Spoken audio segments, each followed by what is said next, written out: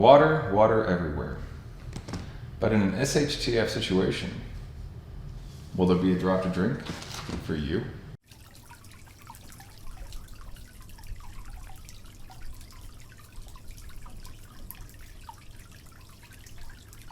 Today, in this episode of Barely Prepping, we're going to talk about some of the introductory concepts having to do with water purification, and we're going to specifically do that in the context of an emergency SHTF situation.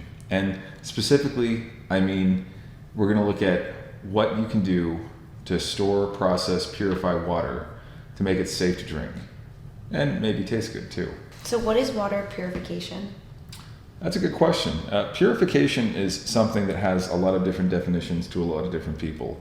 I'm going to establish a definition here of making water as much only molecules of H2O and technically also H3O and H and OH hydroxide. Anyway, basically pure, just oxygen and hydrogen, not contamination of any kind, including biological contamination, chemical contamination, radiologic contamination, right?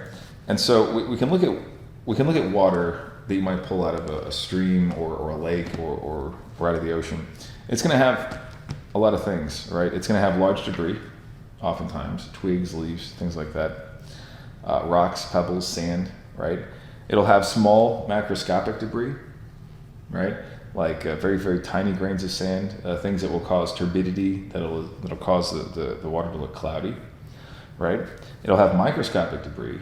This would be things that may or may not cause turbidity, but can be present inside water, right? Including just very, very, very fine soil and dust particles, fine vegetative particles that, again, you can't see with the naked eye. Plankton, right? Algae, things like that. So microscopic debris.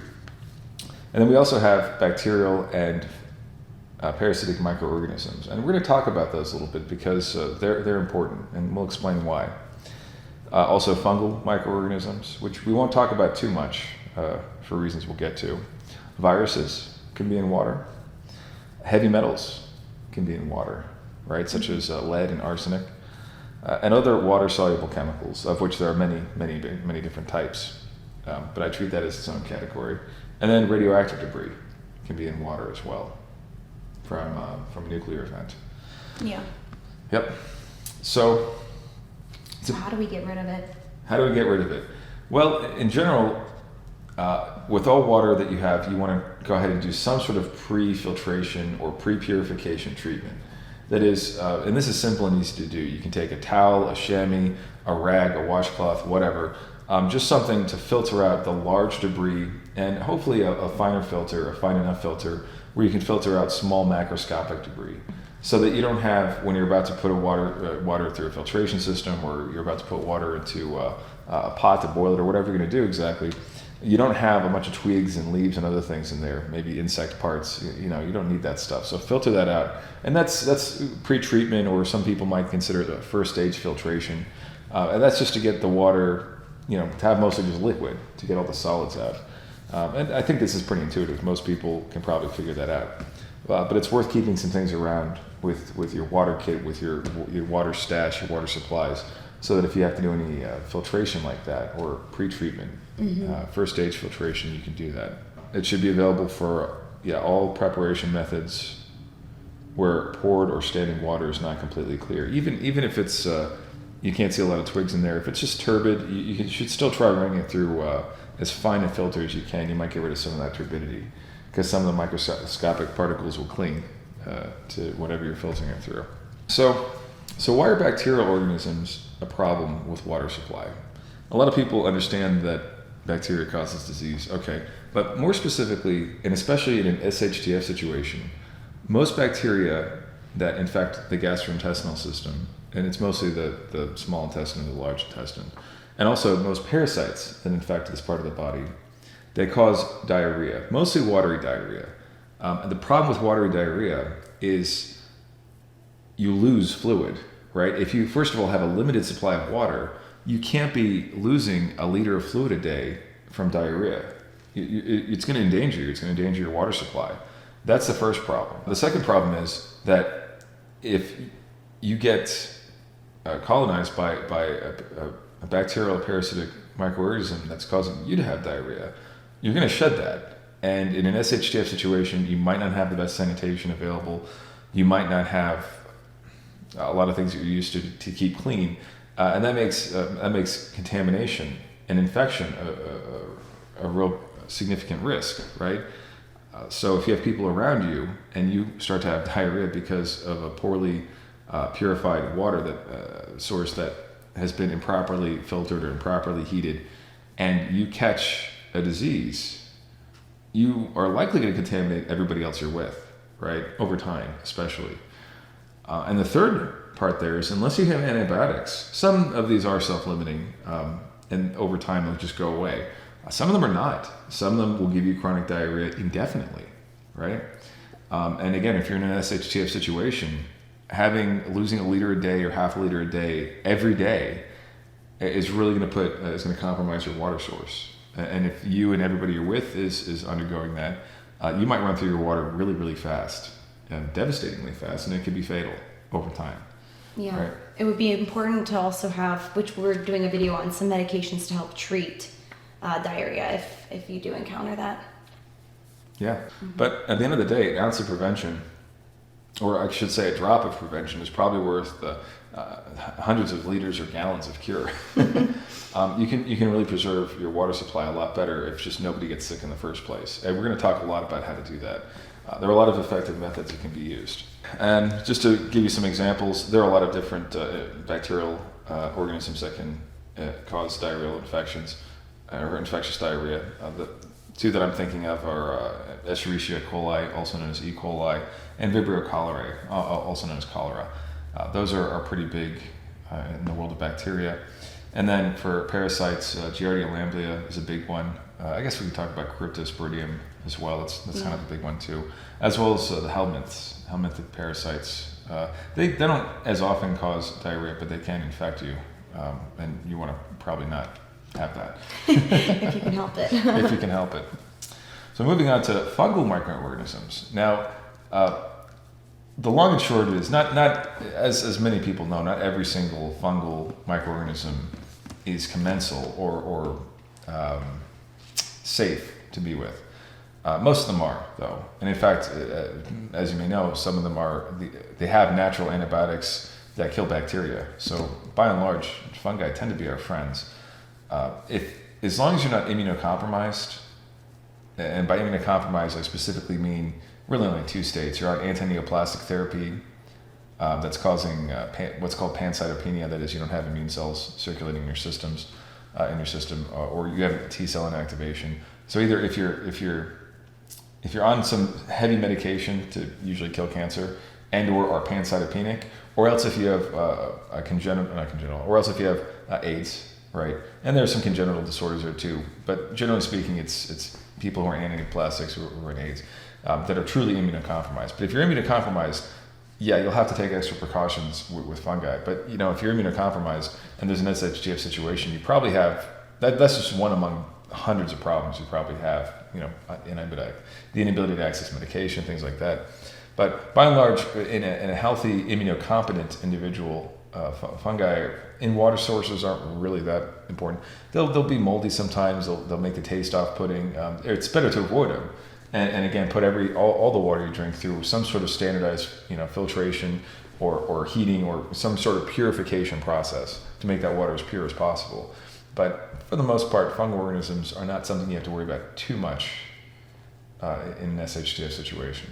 But then viruses can be a really big problem. And viruses, we'll talk about it in more detail, but they're very tiny. They're, usually a log, basically 100 times smaller than most bacteria.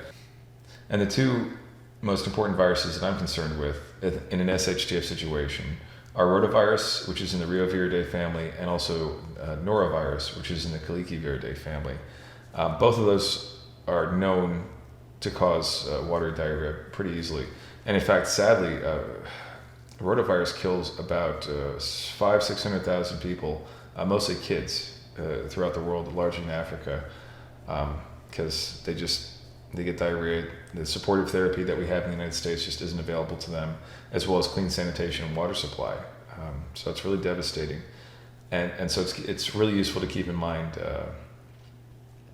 It's really useful to keep in mind viruses as well, right? Because those can be a serious problem. And I think you were telling me earlier that rotavirus isn't seen very often in the United States. And we'll talk more about sanitation later. But the big reason we don't have it in the United States is because we have sanitation systems, right? Well, let me ask you a question. Do you know what size those viruses are typically? Yeah, about 0.2 microns. So 0.35 microns. they would be a concern for a lot of like the emergency water filtration systems that we would have. Yeah. They would be small enough to pass through the filters if they were present in the water. Depends on the type of filter you're using. Yeah. Yeah. But yeah, we don't see that. I was telling Michael, waterborne viruses are so uncommon that in North America we really don't even worry about them. You made the point that perhaps if we don't have water treatment plants that are functional, they would in fact be much more of a concern. And that's the thing sorry. What do you do with that? I don't know. Right. And that's the thing people don't think about during an SHTF situation. If there's loss of power, loss of to pump water through treatment facilities, if there's a breakdown of sanitation, if toilets don't flush, et cetera, et cetera, et cetera, those are exactly the circumstances in which, especially fecal oral transmission occurs. That breakdown of sanitation is what causes a lot of these diseases that unfortunately are currently endemic throughout most of, Africa, Southeast Asia, but we've mostly prevented or largely eradicated in the United States. Yeah. Yeah. Just because we wouldn't treat the water, they would just naturally start to pop up here. Since no one really carries that virus, how would it get into our water system without being treated? It's always going around. Okay. There's always a vector walking around, travel, things like that. Yeah. Well, anyways, the next impurity that we would be concerned about in an SHTF situation would be heavy metals. And those are also usually pretty small. So they can oftentimes be a concern.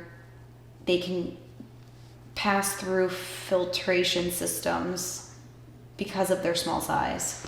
I think they tend to be, I don't know, like a nanometer? Up to 100 nanometers. Aren't they colloidal particles? It depends. I think they can also be free ions, in which case they're only as wide as the atom is. Right, that's true. But the point is they're very small. Yeah. And smaller than viruses. Yeah. So things like lead, arsenic, barium, radium, these things can be in the water supply, and you don't see them. You sometimes can taste them, but they're a concern. Yeah, except I'd say they're probably more of a chronic concern than they are an acute concern, right? I mean, even lead poisoning in adults, it causes what's called siderosis, which is it basically causes an anemia or dysfunction of the red blood cells. Yeah. Right. A lot of these elements, they have to build up over time. So you're looking at more of a chronic exposure that's going to take years, even decades. Right? Years. Yeah. Oh. Typically, or at least many, many months. It all depends on concentrations too. Yeah. But heavy metals, they're a concern. There's something you want to be aware of and try to avoid. If you can spring for an extra filter for them, it might be worthwhile, even for routine use too. But in an acute SHTF situation, I don't think it's that important. Although I'll leave you with this one caveat. A lot of these heavy metals, especially lead, are much more dangerous to children, right? Than they are to adults. Much more dangerous. An adult who gets exposed to a certain amount of lead will be a little bit anemic, a little bit weak for a period of time. That's it. Maybe you have to breathe a little bit shorter breath sometimes, harder to get around. That's it. A kid will be hugely developmentally delayed and experience significant mental retardation. So if you have methods, and we'll discuss these coming up, there are a couple methods that will reliably filter out heavy metals. And if you're using one of those methods, or if let's say you're using a combination of methods, give the most purified water that might not have heavy metals in it to the children, if you have any children in your group. And especially when I say children, I mean, prepubescent, under 13, under 18 is probably a good rule of thumb too. But you want to give those to kids if you have any extra pure water, or potentially if you have a reservoir of water stored that doesn't have any precious or that doesn't have any heavy metals. tap into that, give that to the kids first, and then have the adults drink the recently purified water potentially, right? That Yeah. might be a way to handle that. Mm-hmm. Yeah. And then there are a lot of other water-soluble chemicals out there. I'm not going to get into a lot of the details. There are lots of them that are and water-insoluble chemicals that can, over time, build up in the body and cause various pathologies. But it's hard to test for them. There's too many of them. You can do basic things. For example, you can, if you want to, you can get a pH strip and make sure the water's not too acidic or too basic. That can kind of clue you in that there might be something wrong with it. But really, it's impractical to try to get rid of them. Filtration will get rid of some of them. Distillation, which we'll cover, will get rid of, should get rid of all of them, except for very volatile, maybe alcohols, right? Yeah. Yeah. And of course, there's also mineral salts, which are not chemicals, but they are dissolved in water, and although some of them are good, some are also bad, and in too high of quantity, any sort of sodium content can be an issue for drinking water. Oh yeah, sure. You were drinking brackish or salt water, and we'll definitely talk about ways to desalinate, to remove the salt from water, because it's very important to be able to do. Mm-hmm. And then also we have radioactive debris, right? So maybe this SHTF situation is related to some sort of nuclear event. It's good to be aware of how to, where possible, avoid radiation. But then if you have a water supply that might be irradiated, what exactly is dangerous about it, and how can you remove that threat? That I'm actually curious to hear about, because I don't know what to do about radiated water. Yeah. But we have you might have some ideas. I have some ideas. I don't, but stay tuned. Definitely stay tuned, because we're going to talk about all the different ways to deal with these problems so that we can get safe, potable drinking water in an SHTF situation. A lot of the methods we're going to talk about, they're going to require some sort of input or some sort of preparation. We're definitely going to talk about sanitation methods. Those are very important. We're going to talk about filtration methods of various kinds. We're going to talk about heat methods. And then there's a special subcategory of heat methods that I want to talk about called distillation, which you might have heard of. And we're also finally going to talk about chemical additives that we can use to purify water and how effective those are, and the things maybe they're less effective against. And all these, we're going to go into a lot of detail. This is going to be a whole series. We're going to have a lot of fun with it. Yeah. And we're going to talk about ways to make water safe and pure. And basically the type of methods we're using, or we're preparing to use in case we have to get water from the environment and purify it. So stay tuned. Stay tuned. It's going to be a lot of fun.